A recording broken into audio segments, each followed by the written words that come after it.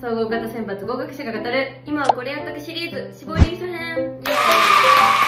さあ夏休みということで総合型を受けようと思ってる人は志望理由書を書いている頃かなというふうに思います。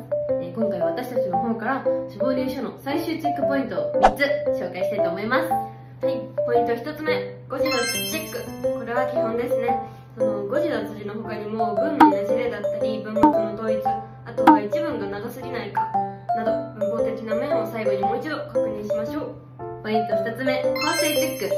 流れは読みやすいかとか、本文と結論が一致しているかどうかなどもう一度フラットな目で確認することを意識しましょう。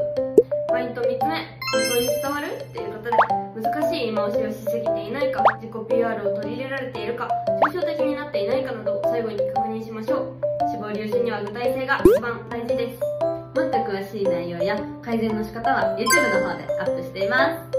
以上、わたがしでした。